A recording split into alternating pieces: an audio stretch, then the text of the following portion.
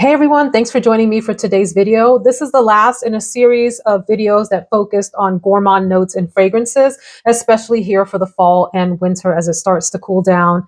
The full playlist is down below, but we've talked about milky and creamy perfumes, nutty perfumes. We've talked about coffee and chocolate and caramel and honey and warm and spicy. And I'm rounding it up with marshmallow, which is the note that we're going to focus on today. I have 10 absolutely gorgeous must-try fragrances lined up to talk about, and there will be additional ones in the description box as I have done with the previous videos. First, let's talk about marshmallow, which is a note that I think is fairly universally appealing among many women in fragcom. It's girly, it's fun, it's light, it's fluffy. There are some fragrances that list marshmallow as an outright note, and then there are some fragrances where there's a combination of notes that give you the feeling of marshmallow. And I think it's having a moment. It's been pretty popular as a note here on YouTube for the past year or two. I want to start off with an honorable mention because this one doesn't have any marshmallow notes listed. And I don't really consider this a perfume in the traditional sense. This is from Bath & Body Works, and this is Boardwalk Taffy. Let me tell you something about body sprays. I've probably had 30 to 40 over the past few years because those Bath & Body Works sales get to me. $3, $4, $5 for a body spray, sure, but then I end up never using them. You see how little this one has been used, but this is so beautiful that I decided to keep this when I decluttered literally all of my body sprays and gave them to my friends. This is spun sugar, pink berries, whipped vanilla, and I love the artwork on it. Sometimes you'll get different artwork that actually has a boardwalk with, like, I think there's a Ferris wheel or something on the artwork.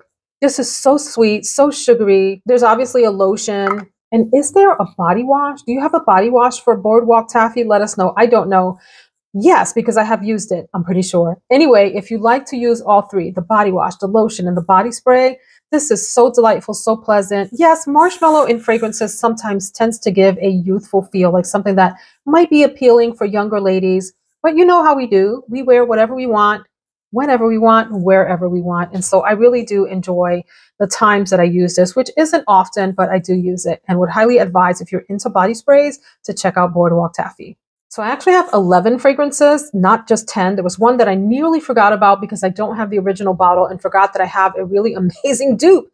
It is the quintessential marshmallow fragrance. Love, Don't Be Shy. You can't do a marshmallow video without at least paying homage to that fragrance, which was one of the biggest ones on the market for a long time. People don't talk about it quite as much now, but I think a lot of folks still have it in their collection and really enjoy it. Love, Don't Be Shy Extreme is obviously a more amped up version of that, and it has a little bit of rose in it.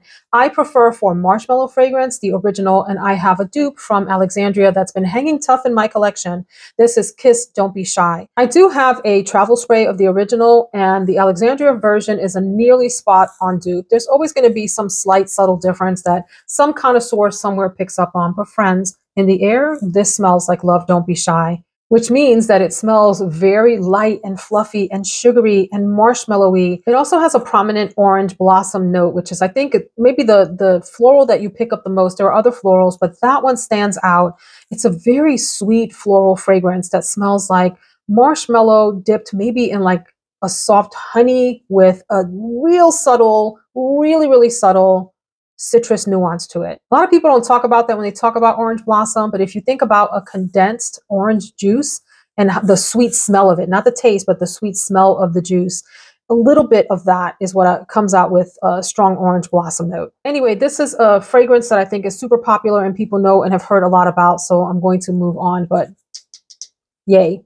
So from here, I think I'll talk about the fragrances that are maybe the least popular of the bunch that I have and save the other ones that people know a lot about toward the end. So I'm going to go first to a fragrance that doesn't get the love that it deserves here in fragcom. This is created by someone that was over in the YouTube makeup space and is probably one of my favorite influencer designed pickups. This is Ledda 22 Orris from Stephanie Ledda, who has her own makeup channel is what she's known for. Although I will say she's reviewed other products and has definitely been in the fragrance game, if you will, long before fragrance really blew up here on YouTube. She's been reviewing her collection and talking about her big loves. This is an elegant, girly fragrance. So when you think of elegant, sometimes we tend to think of more mature smelling fragrance. This one stays light and fluffy and young and youthful while still doing it in a classy way. Although there isn't iris in the fragrance, it's Orris that kind of can give off a buttery iris feel. It definitely has an irisy touch along with sweetness from a pear note at the top, sandalwood in the base, and marshmallow musk, which is why it is in here. And I think it smells fluffy and sweet, maybe a little bit denser and sweeter than Love Don't Be Shy or Kiss Don't Be Shy, the dupe, and less in the powdery direction, so it's not quite as cloud-like as Love Don't Be Shy. This is a little bit thicker and denser and sweeter. However, it does still remain light in texture and gives you a decent little scent bubble. Not the greatest longevity. I would say it's moderate, like a half a day situation, and you need to re-up. You know, this is really good. And now that I'm thinking about it, I'm traveling this week and packed travel sprays, and I'm wondering if maybe I should pack this because I'm driving. And so I have the luxury of taking a full bottle. And this would be a really delightful, pleasant fragrance. As you're hugging people, you smell feminine and pretty and light and fluffy without doing the most and without being cloying. I can't imagine anyone disliking this fragrance sitting next to them at a conference table, for example. This is a beautiful fragrance that really deserves a lot more attention. On the other hand, a very mature sweet fragrance that can get a little bit cloying. This is a powerhouse of sugar and vanilla and all things feminine and sweet. This is Sugar from Franck Boclet. This is heavy on sweet marshmallow, vanilla, musk, even has some caramel types of touches, like sugary, very sugary. I wouldn't say it's candy-esque. I would say it's sugary and fluffy. Very much like overdone marshmallow, but it has perfumey touches also. There are some floral touches to this fragrance that come through. I would say mostly like in the white floral direction that sit right behind that's very sort of thick veil of marshmallowy sugariness. This is a powerhouse of a fragrance. I have oversprayed this and nearly choked myself out. So I'd say spray lightly if you want to stay on the delicate side. If you want to knock folks out with sugary sweetness, check out Sugar. It does have floral touches. So I wouldn't, even though it's sugar and it has gourmand aspects, it's equal parts perfume. It really is. It just has those floral touches to it and that muskiness that still keeps it in fragrance, like scent territory versus I want to eat my arm off territory. Really good. This next fragrance does not have marshmallow listed as a note. However, I will say that it smells like marshmallows to me. And in this case, I think it's the combination of probably orange blossom and heavy musk, both are heavy in this fragrance that combine to give you the sense of marshmallow. This is Nobile 1942. This is Perdizione. However, this is what's called the exceptional edition, and it's an extra version. And I'm not entirely sure how it's different than the original Perdizione, but I can tell you about this one, and that it's heavy on the musk, heavy on the citruses at the top. This reminds me quite a bit of almost like an identical, well, maybe not identical, but very similar to Sintra from Memo, if you're familiar with that fragrance, in terms of having that neroli-esque opening that's almost like a fairly sharp citrus opening. The heart notes of this have that orange blossom and ylang-ylang and jasmine, and it's in the base that you get the musk and vanilla and a woodiness. The woodiness is very light. I think this stays mostly musky, vanillic. Every time I say vanillic, I think of Milli Vanilli. This is just a cloud of sweet, fluffy floral deliciousness. My husband doesn't care for this much. He doesn't enjoy that citrus aspect in here. I do. So I do wear this sparingly. I like this bottle. I'd say this is for the person that enjoys, you have to enjoy that Memo Sintra type of feel. If you have Oriantica, I think it's Melody de Oriantica in the bottle that looks like this, like a blue bottle, very similar in terms of the vibe, that citrus, musky, absolutely yummy, floral, marshmallowy scent texture. That's just hard to, at least for me, hard to not love. Like I said, my husband's not crazy about it, but Perdizione, the exceptional version. This next one is for my white floral lovers. This fragrance is divine to me. This is from Vilhelm Parfumerie Moon Carnival. Love these bottles, like how original. What a pain to store because they take up so much base space that you almost have to have your own row or display for them. You have to be a tuberose and gardenia lover to love this, though they are prominent in the fragrance. However, alongside those key floral white notes is an absolutely gorgeous, very, very airy and light marshmallow note.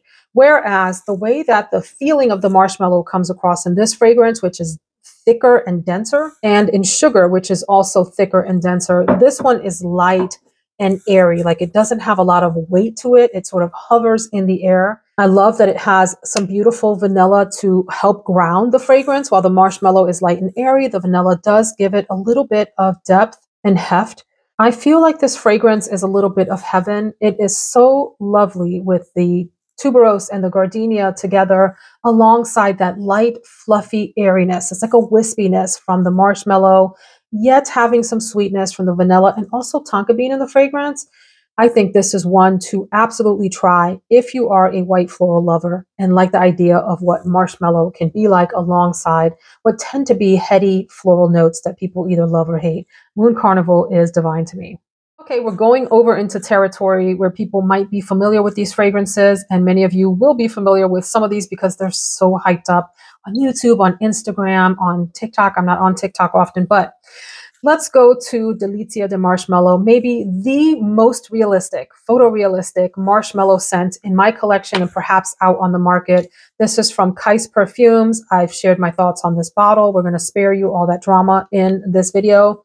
However, the fragrance smells exactly like a fresh bag of marshmallows was just opened. That initial blast of sweet powderiness that comes up is spot on what this smells like. And this has pretty good longevity and staying power. Well, those are the same thing. It has good longevity and good projection. I've worn this a number of times. And the one time that I wore it to bed, actually I wore it several times to bed, but the most recent time that I wore it to bed, and I'm looking off camera at my bed in case you're wondering what I'm pointing at. When I woke up at night and came back to the bed, the divine deliciousness that was my sheets from what I sprayed on 6 hours before I lay down was still there. It was just like a bed of absolute yumminess. Husband loves this on me. This is really good. Really, really, really just like sniffing marshmallows fresh out of the bag. Fantastic. This next fragrance isn't as heavy on the marshmallow aspect, like it doesn't shine through quite as much as some of the other fragrances in the lineup, but I have to mention this absolute darling beauty. Yes, stupidly overpriced. We all know this. This is Minnie. The cuteness that this is. I have Mickey too. This is from House of Sillage. The prices on these bottles are outrageous. Let's just face it. I bought this for the bottle, not for the fragrance, but I have to say the fragrance is quite nice also. So I'm happy to have this in my collection, and I'm going to ignore the hate comments how overpriced this is. Well, I also just agree. That's part of the reason I ignore them, because it's like, yeah, we know this is redonkulously expensive. The thing about this fragrance, if you buy this for the fragrance, don't buy it for the fragrance. Let me just say that. If you buy this, buy it because you love the bottle. Because I think the fragrance, if you like, so here's what it is. You get raspberry and vanilla and beautiful caramel and marshmallow that is a very creamy marshmallow. There's, I think, whipped cream if I remember. So it's fruity and sweet and marshmallowy. However, if you want something like that, I would say go in the direction of one of like the Byron fragrances, like those Mula Mula fragrances.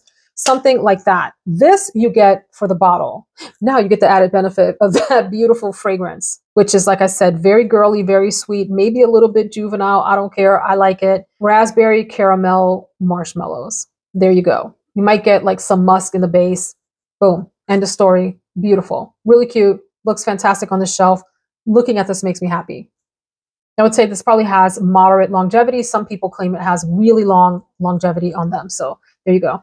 Wait for these to be half off if you're smart. Don't jump in. I jumped in at 30% off. Did I? Yes, I jumped in at 30% off. Was it? It was 20 or 30% off. I don't remember exactly, but 50% off. Anyway, gorgeous. Another marshmallowy fragrance that gets critiqued for not having good longevity, but I've had fine longevity. For me, fine is anywhere above 4 hours, getting into the 6 hour range.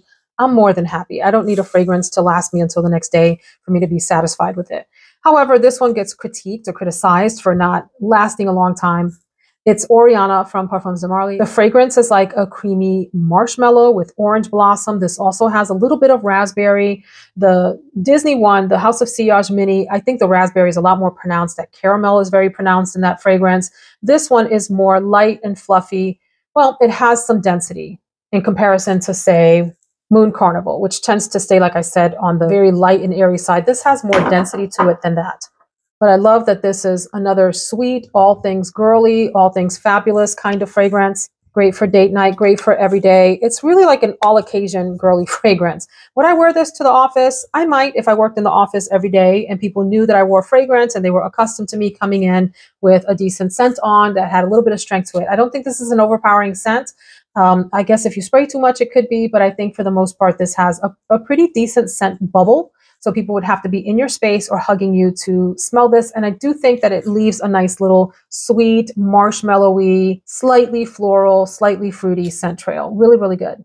This next one and its older, bolder sister were featured in my milky and creamy video, but it absolutely deserves a place in this one because the marshmallow is fairly noticeable in here and what gives it some of the character that I love about it. This is Commodity Milk. But since I talked about it in that video so much, I'll be brief to say this is the expressive version. I was talking about Milk Plus or Milk Bold as the older, bolder sister of this. This fragrance is mostly this beautiful, milky, electronic thing with the marshmallow. It's slightly musky and woody. It's divine. It is divinity, the sweetness in this. It's so, so good. It's hard to describe. It reminds me somewhat of condensed milk. The taste of condensed milk is what this smells like, if that makes sense. And then the bolder version is even more amped up with a little bit more woodiness than this fragrance has. So this is friggin' good. And it lasts forever and it gets a lot of compliments in this house. So this is a winner for me. So this next fragrance has been talked about maybe ad nauseum in the spring going into the summer of 2023 here. So I won't go on and on.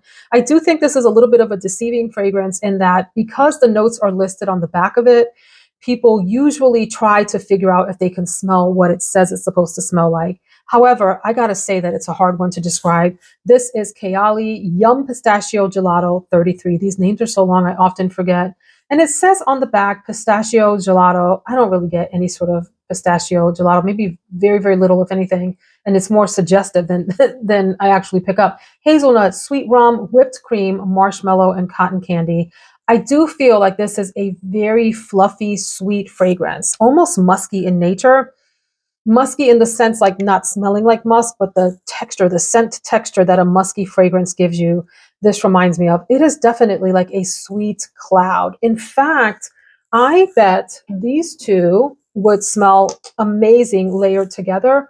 Have I tried that before? I don't remember, but this could be like a saucy cousin to that Milk Expressive in that it has this undescribable sweetness. And there's also this very clean aspect to this that I don't really hear people talking about, almost like this slightly subtle, soapy nuance. That's so subtle, you don't even realize that it's happening in the fragrance. It says cotton candy, and I do think it has the texture of cotton candy, and it's as sweet as cotton candy. So if cotton candy had a marshmallow scent to it, and cotton candy had a marshmallow taste to it, this fragrance would be like the embodiment of that flavor of cotton candy. Not the pink cotton candy that's, overly sugary, candy sweet, but like a marshmallow cotton candy. This is a really good one that people either love or dislike, but it's one that I think I fell in love with the day that I tested it, like on the spot, and even more as the day went on and it dried down and got sweeter and more luscious and juicy for me. And then a fragrance that I think gets talked about just as much, maybe even more in recent days than Love Don't Be Shy as a marshmallow fragrance. It is the gorgeous I Don't Need a Prince by My Side to Be a Princess, which we just call Princess. And this is by Kilian, available at Sephora. This is a marshmallow dominant fragrance through and through. However, I will say among the ones that I've shared with you, with the exception of Moon Carnival, maybe one of the most sophisticated, refined fragrances in the lineup today, which is interesting because with the name, people tend to think of this as a younger girl's fragrance. And I just disagree. I think this is, well, anyone can wear it, of course, but I do think this has a level of elegance and refinement to it that is either missing or more subtle in the other fragrance, maybe with the exception of that Orris 20 or 22 Orris. It's such a delicate yet substantial marshmallow fragrance with this beautiful green tea note, some subtle spiciness from ginger, and I forget what else is in there that gives it the spiciness. And it has a lovely vanilla that makes this sweet. And it's the kind of fragrance you want to wear when you want to feel huggable. You have your brand new, beautiful, fluffy cashmere sweater on. Maybe it's cream colored, maybe it's pink, maybe it's baby blue. Maybe it has a V-neck for a little bit of femininity to it. and you've got your hair perfect, and you want to smell just pretty, understated, but pretty and huggable, really cozy. Princess is that fragrance. This is one that when people first smell it, they may feel underwhelmed and wonder what all the hype is about and choose to pass on it. It's one that I would absolutely say you must spray on and you must wear for an entire day to get a sense of how it wears on you and how other people react to it. It's very nice, subtle, but just gorgeous in terms of the huggability factor of this fragrance. And it's one of the most unique in my collection for that reason. It's not doing the most, it just is what it is. It is that girl that is super pretty without even trying. Princess. All right, folks, that is the lineup of marshmallow fragrances for today. Remember, drop your favorite marshmallow fragrances in the comment and check the pinned comment for some additional suggestions. Thanks so much for hanging. The next videos that you see are going to take us into more heavy fragrance territory, the deeper, more ambery, woody, spicy, maybe heavy floral, honey fragrances, all of that for the holidays and for the winter time. See you then. Take care.